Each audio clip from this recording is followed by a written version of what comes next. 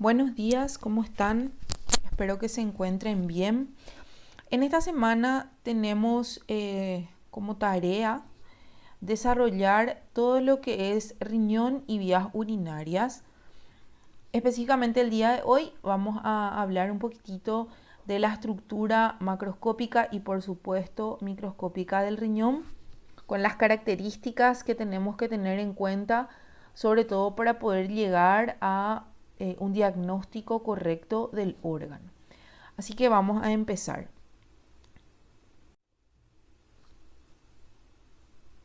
Para recordarles primeramente cómo vamos a dividir nuestro estudio en este capítulo, nosotros el día de hoy vamos a describir a estas estructuras con forma de haba, que son los riñones.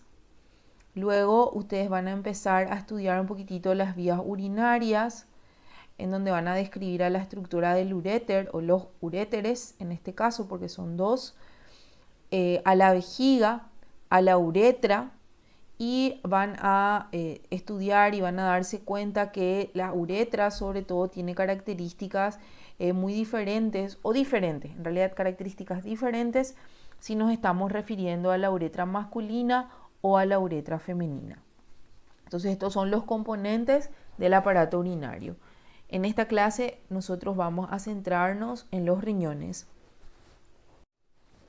Los riñones que tienen esta estructura macroscópica bien característica, fíjense que tienen la famosa forma de haba que les había mencionado anteriormente, tiene un peso aproximado de 150 gramos, tiene un borde externo que es convexo y tiene un borde interno muy importante donde vamos a encontrar la pelvis renal, que es cóncavo. El riñón tiene una fina cápsula que lo rodea de tejido conectivo muy poco adherida. Recordar que en esta zona esta zona es una zona bien característica porque vamos a encontrar a los vasos que ingresan y a las estructuras que salen del riñón. Vamos a encontrar a la pelvis renal, que en realidad es una confluencia de unas estructuras que se denominan cálices, que vamos a estar viendo más adelante. Entonces esta sería la estructura macroscópica característica del riñón. Al corte o al realizar un corte de la estructura del riñón, podemos observar una zona bien periférica que se conoce como corteza y una zona más central que correspondería a la médula. La corteza con una coloración rojo oscura envía prolongaciones o columnas, que son estas, a la médula. La médula, que tiene un espesor mucho mayor al de la corteza, aproximadamente el doble, que en realidad tiene algunas estructuras triangulares que se conocen como pirámides renales. Estas pirámides renales se encuentran entre columnas y columnas. La base de cada una de estas pirámides van hacia la corteza y el vértice desemboca en un cáliz menor y constituye lo que se conoce como papila. De vuelta aquí para recordar la estructura o la superficie convexa del riñón, la superficie cóncava del riñón, donde vamos a encontrar a la pelvis renal. Luego tenemos a las columnas, que provienen o son estructuras dependientes de la corteza renal. Tenemos a las pirámides renales, la pirámide renal que tiene una base que va hacia la corteza y tiene un vértice o papila que viene y confluye en esta pequeña estructura que se denomina cáliz menor. Los cáliz menores confluyen entre sí para formar un cáliz mayor y los cálices mayores confluyen en esta estructura que se conoce como pelvis renal, que posteriormente va a dar origen a los uréteres. Entonces esa sería la estructura. Esta estructura, si por ahí les está llamando la atención, es una glándula endocrina que se conoce como glándula suprarrenal. Un poco más de lo mismo, solo para que puedan ver cómo se van ramificando los vasos que ingresan a nivel del hilio renal cómo se van ramificando también las venas y cuál es la disposición de los cálices menores que confluyen en un cáliz mayor y posteriormente en la pelvis renal para dar origen a los uréteres. Algo que me gustaría mencionarles un poquitito es que cuáles son las estructuras que vamos a encontrar tanto a nivel de la corteza como de la médula. Entonces, para eso les pido que se fijen específicamente en esta porción del dibujo. Fíjense que en la corteza renal predominan unas estructuras que se encargan de cumplir con la función principal del riñón. ¿Cuál es la función principal del riñón? El filtrado o el ultrafiltrado del plasma. Para eso existen unas pequeñas estructuras que tienen esta morfología que se conocen como glomérulos renales. Estos glomérulos renales son los que se encargan del ultrafiltrado de la sangre gracias a que poseen dos polos, un polo vascular, que es el que recibe el material que va a filtrar, y un polo urinario, que es el que va a tomar contacto con esta serie de túbulos que se conocen como túbulos renales y que son los que van a confluir en un colector común que va a ir a drenar a la papila o al vértice de las pirámides renales que se encuentran a nivel medular, y a partir de ese punto toman contacto con los cálices menores y luego con los cálices menores y posterior y finalmente con los uréteres que van y drenan a la vejiga. Entonces, recordar un poquitito que a nivel de la corteza vamos a tener a estas pequeñas estructuras que se conocen como glomérulos renales.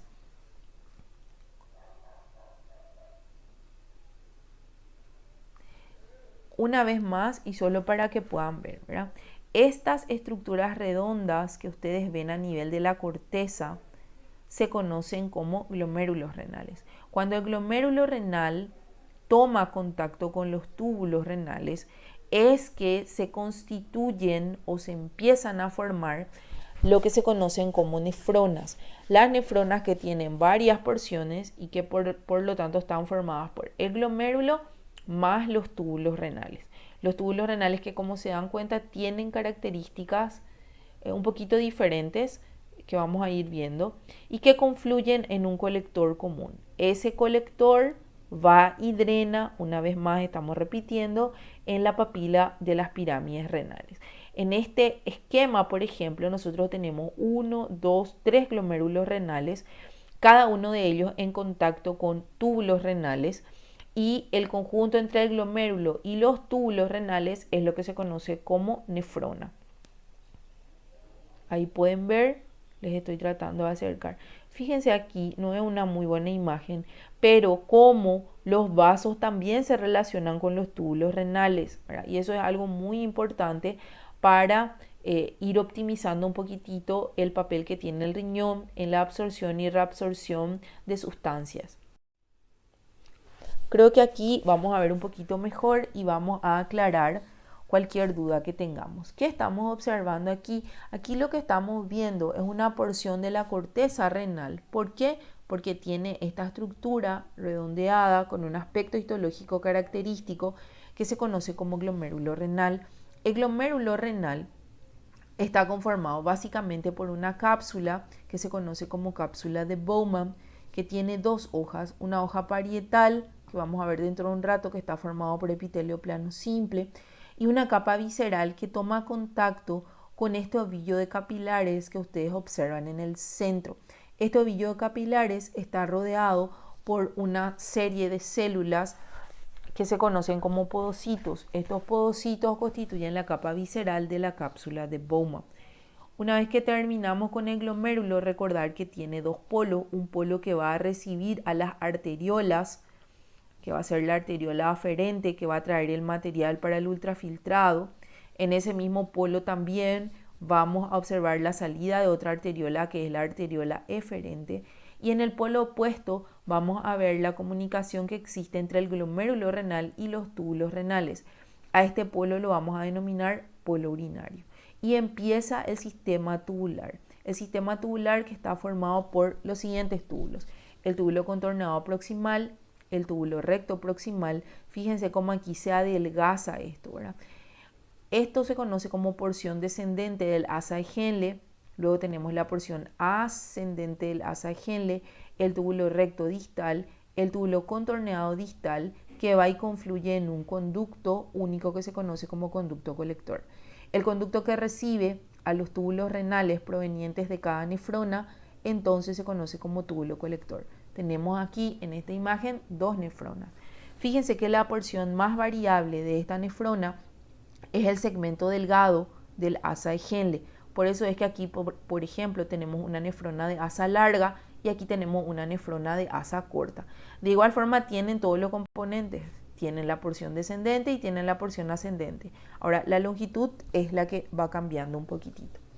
Para cerrar la idea, recordar, ¿qué es la nefrona? La nefrona es la unidad funcional básica del riñón. ¿Cómo está formada la nefrona? Está formada por el corpúsculo glomérulo renal, con las capas que mencionamos, pero que vamos a detallar un poco más o un poco mejor más adelante, y los túbulos renales que van y confluyen en un colector. Todo esto donde vamos a encontrar otro esquema, como para que podamos comprender, antes de mirar láminas histológicas, la estructura de este corpúsculo o glomérulo renal.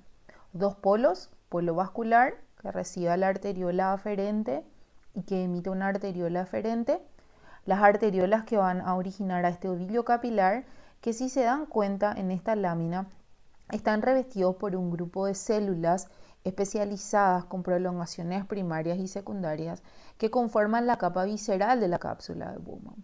Entonces la cápsula tiene una capa parietal formada por células epiteliales planas, tiene una capa visceral formada por estas células con capacidad contráctil con prolongaciones primarias y secundarias que rodean a los ovillos capilares del glomérulo renal por un espacio que se conoce como espacio urinario o espacio de Bowman.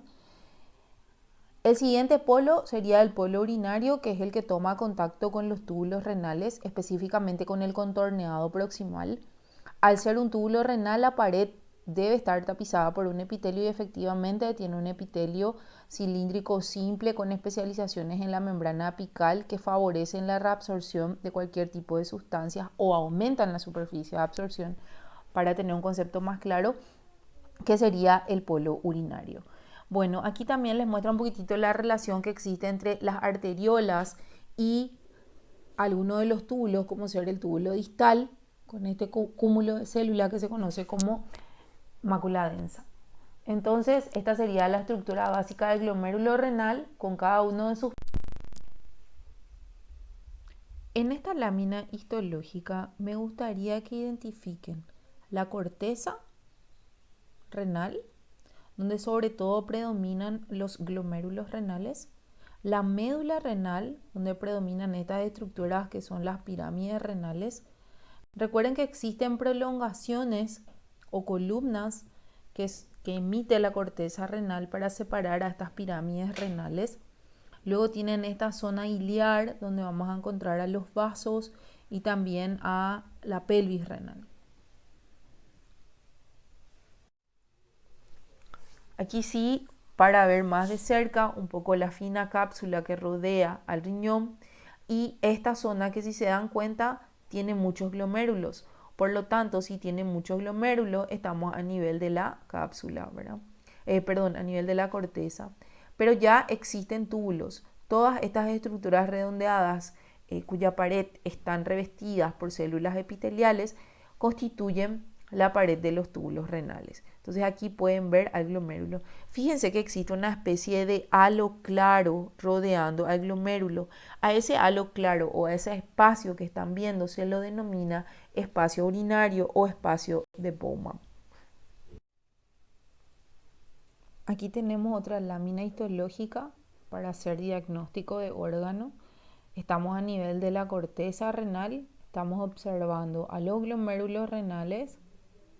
Recuerden la composición de las células de sostén de este glomérulo renal.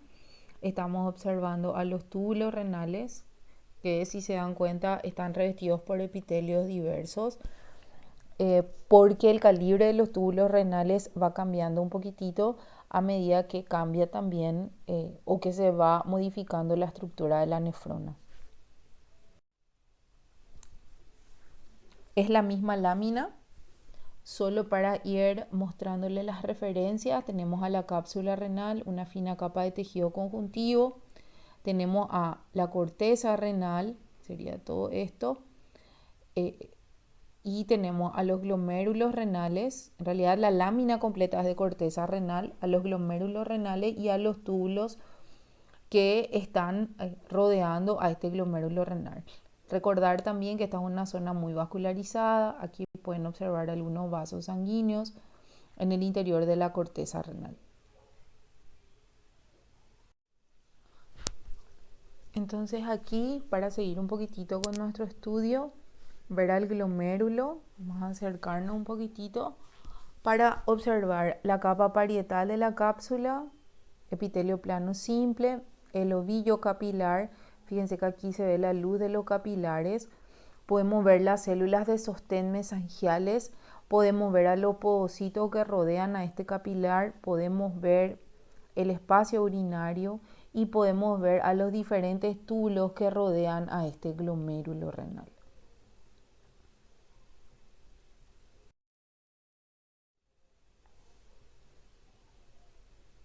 Aquí tenemos básicamente la misma lámina, solo que tenemos ya las referencias que ya les había mencionado, más que nada para que les sirva un poco para poder estudiar. Algo que creo que olvidé y no les dije fue por qué esto sería el polo urinario, y es porque está en contacto con un espacio revestido por epitelio, ¿verdad? Entonces siempre sería la luz del túbulo contorneado proximal, con este espacio relativamente sucio, con un epitelio tapizado por células cilíndricas.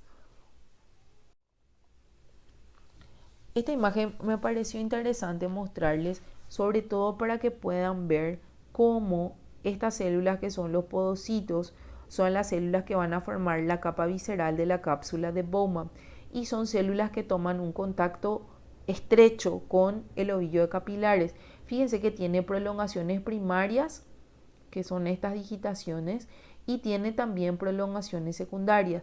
Estas prolongaciones son demasiado importantes para formar esa barrera de filtración glomerular. Recuerden que el ovillo capilar tiene como función, y no solo el ovillo, sino todas estas estructuras que están adosadas al ovillo, tienen como función el ultrafiltrado del plasma. Entonces, para eso se utilizan estas prolongaciones como una especie de filtros que van a ayudar, conjuntamente con otros elementos, como ser por ejemplo la lámina basal glomerular, a que el ultrafiltrado sea el adecuado. La membrana basal glomerular es una membrana basal muy característica y muy importante, sobre todo por el espesor que tiene. Tiene aproximadamente 300 nanómetros de espesor, con 3 capas que sobre todo son visibles a la microscopía electrónica, y que necesariamente deben tener este espesor para que el aparato de filtración glomerular pueda funcionar óptimamente. Aquí pueden ver cómo se demarcan, obviamente, todas las láminas basales, ¿verdad? Si esto es un epitelio, tiene que tener una lámina basal por debajo, pero fíjense cómo se marcan las láminas basales que están dentro del glomérulo, y esas son las láminas basales glomerulares. Entonces, para recordarles nada más, ¿verdad? ¿Por qué es tan importante todo esto que estuvimos mencionando? Porque forman la barrera de filtración glomerular. La filtración glomerular obviamente va a ocurrir del ultrafiltrado del plasma que se encuentra en el interior de la luz del ovillo de capilares. Entonces, una de las primeras paredes es el endotelio capilar. Luego, la lámina basal, que habíamos visto que estaba muy desarrollada, y las ranuras de filtración, que están dadas por las prolongaciones de los podocitos que forman la capa visceral de la cápsula de Bowman. Entonces, vamos a ver si podemos explicarnos. Si esto fuera, o si esto es un esquema del ovillo capilar, fíjense que esta sería la luz. El endotelio se encuentra completamente fenestrado. Entonces, el aparato de filtración glomerular está formado por estos 3 componentes: el endotelio, o la pared del epitelio que reviste a los vasos capilares del ovillo glomerular; por debajo, la lámina basal glomerular; y luego tenemos las prolongaciones de estas células, que son los podocitos. ¿Se acuerdan del podocito, verdad? Era la célula que formaba la capa visceral de la cápsula de Bowman. Les había mencionado que tiene prolongaciones primarias y secundarias. Miren lo que hace las prolongaciones: forma una especie de entrecruzamiento de dedos, ¿verdad? pero es el otro componente del aparato de filtración glomerular. Entonces tenemos tres componentes: de la luz para afuera, el endotelio, la lámina basal glomerular y la prolongación o los pedicelos de los podocitos que van a formar las ranuras de filtración. A la microscopía electrónica podemos observar mucho mejor todo esto. Fíjense que si nosotros tenemos, que esta es la luz del capilar, la primera barrera o la primera capa sería el núcleo del endotelio o el núcleo de las células que revisten, ¿verdad?, al capilar. Luego tenemos la membrana basal glomerular y por fuera estas son las prolongaciones de los podocitos que constituyen a los pedicelos. Entonces son los tres componentes del aparato de filtración glomerular, ¿sí? Una cosita, fíjense aquí con la microscopía electrónica pueden ver la membrana basal glomerular, podemos ver cómo el endotelio se encuentra fenestrado y podemos ver también las prolongaciones de los pedicelos conjuntamente con las ranuras de filtración. ¿Por qué es tan importante esta disposición? Porque la disposición de estos componentes celulares y estructurales de la membrana plasmática de alguna de las células es la que va a determinar qué componentes van a ser filtrados y qué componentes no pueden ser filtrados dentro del glomérulo renal. Entonces, el tamaño, por ejemplo, es uno de los determinantes de algunos componentes macromoleculares que no pueden atravesar estas barreras de filtración glomerular, por lo tanto no vamos a encontrar a esos componentes en la orina. Ahora bien, si de alguna forma los encontramos en la orina, es porque este aparato de filtración glomerular no está funcionando óptimamente o no está funcionando correctamente, y eso puede ser un indicador de una lesión renal. Bueno, una vez más, creo que demasiadas veces ya, ¿verdad? Pero el glomérulo, fíjense, aquí están los núcleos de las células. Recuerden que este ovillo capilar descansa sobre una matriz también formada por células que son las mesangiales y los túbulos renales. Recuerden también que el conjunto entre el glomérulo y los túbulos es lo que conforma la nefrona.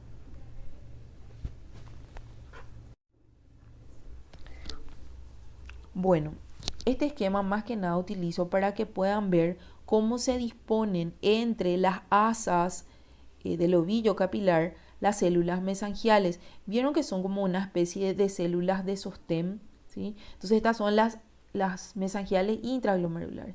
Y después tenemos aquí ya por fuera del glomérulo, en contacto con la arteriola aferente y la deferente, a las células glomerulares, a las células, mesangiales extraglomerulares. Esta era la mácula densa, que era este grupo de células que les había mencionado, forman parte de la pared de los túbulos distales, sobre todo. A la microscopía se ven así, ahí está el cúmulo de células, por lo tanto este es el polo vascular, y aquí tienen el otro polo que es el polo urinario. Este es el espacio urinario o espacio o polo ya de los túbulos renales del glomérulo. Bueno, esto uso más que nada para que vean los cortes transversales a nivel de cada uno de los túbulos renales. Fíjense que, por ejemplo, el contorneado proximal tiene un epitelio tapizado por células cilíndricas con microvellosidades. Tienen una luz característica que generalmente suele ser sucia. A medida que vamos avanzando, nosotros vamos a tener que, por ejemplo, aquí tienen el segmento delgado del asa de Henle. No por nada se llama delgado porque el epitelio es mucho más bajo, tiene un epitelio plano. Luego ese epitelio vuelve a aumentar de espesor, o la pared vuelve a aumentar de espesor, porque vuelven a aparecer células un poco más altas, cúbicas altas o incluso cilíndricas, con algunas que otras microvellosidades, aunque ya no con tanta abundancia como la que habíamos observado a nivel de los túbulos contorneados proximales. Pasa lo mismo con el túbulo contorneado distal y el conducto colector, que sí ya tiene un espesor mucho más representativo. Vamos a describir un poquitito cada uno de los epitelios. Otra cosa que me gustaría que observen, sobre todo en este esquema, es la relación que existe entre los vasos sanguíneos, ¿sí? Vieron cómo rodean los vasos sanguíneos a los túbulos, ¿verdad? Entonces eso es muy importante porque en ese lugar también pueden ocurrir reabsorción de nutrientes. Entonces, si tuviéramos que mencionar las funciones de los riñones, una de las primeras es el ultrafiltrado. Separa un poquitito los productos que son de excreción y las sustancias extrañas. Regula muchísimo el líquido extracelular y el agua corporal total. Regula el equilibrio ácido-base a través de las células que conforman sobre todo los túbulos renales. Y tiene también una función endocrina que vamos a ir viendo que tiene mucho que ver con la eritropoyetina y el sistema renina-angiotensina. Entonces, si tuviéramos que hablar del túbulo proximal o del túbulo renal proximal, que por cierto llamaba nuestra atención por la gran cantidad de microvellosidades, es recordar que gracias a este epitelio y a las especializaciones de la membrana plasmática es que puede ocurrir la reabsorción del ultrafiltrado. El 70% del agua se reabsorbe a nivel de los túbulos renales, al igual que gran cantidad de iones, y también hay una reabsorción mediante endocitosis de gran cantidad de proteínas. Uno de los túbulos que quisiera describirles un poquitito son los túbulos colectores. ¿Recuerdan los túbulos colectores, que eran los túbulos que recibían a las nefronas dentro de una pirámide renal? Los túbulos colectores, o la estructura del túbulo colector, en realidad comienza en la corteza. Ese sería su inicio, ¿verdad? Transcurren hacia la médula y recuerden lo más importante, ¿verdad? Que reciben aferentes de múltiples neuronas. La pared de estos túbulos está revestido por células cúbicas. Básicamente tenemos dos tipos de células que son las que van a formar la pared de estos túbulos: las células claras o principales y las células intercalares u oscuras. Bueno, aquí está el túbulo colector. Fíjense que tiene este aspecto con luz contorneada o con luz irregular. Voy a mostrarles un poquitito. Y esto más que nada es por los diversos tipos de células que conforman su pared.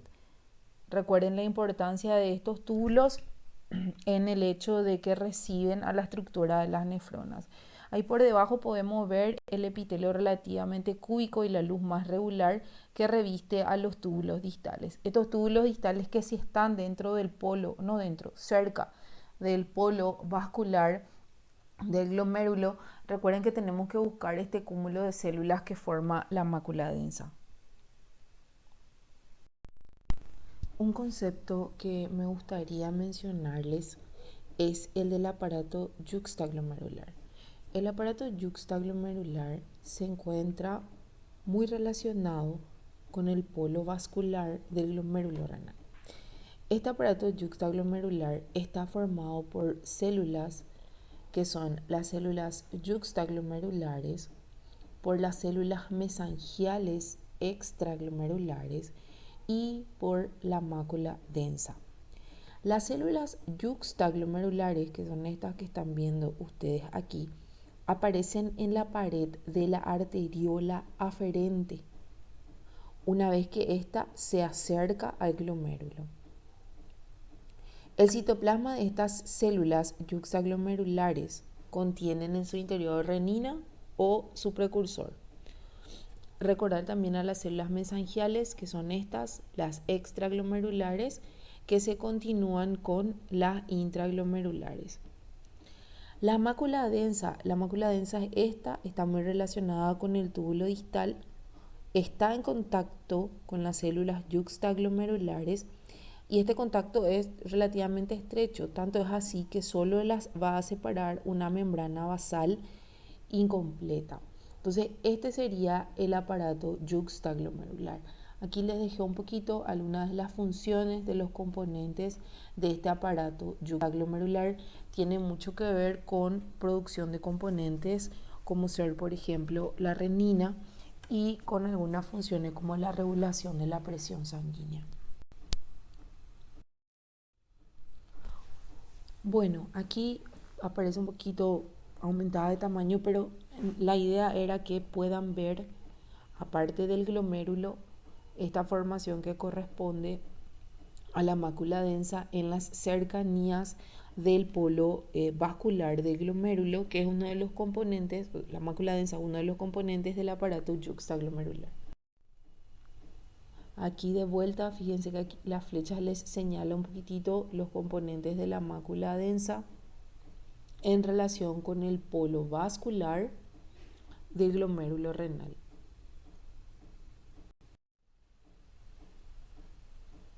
Y aquí de vuelta, para que puedan identificar el polo en el que vamos a encontrar a ese aparato yuxtaglomerular, recordar que están cerca del polo vascular, recordar que las células yuxtaglomerulares van a aparecer en la pared de la arteriola aferente una vez que llega al polo vascular del glomérulo renal. También recordar que se relaciona mucho con la mácula densa. En este caso no son muy visibles las células mesangiales extra ni intraglomerulares, pero no olviden que esas células forman parte de este aparato de gran importancia para la regulación de las funciones renales. Con este último concepto damos por terminada nuestra clase orientativa de riñón. Recuerden que vías urinarias también van a ir desarrollando en otra clase asincrónica. Así que espero que les haya servido la orientación. Muchas gracias por su atención.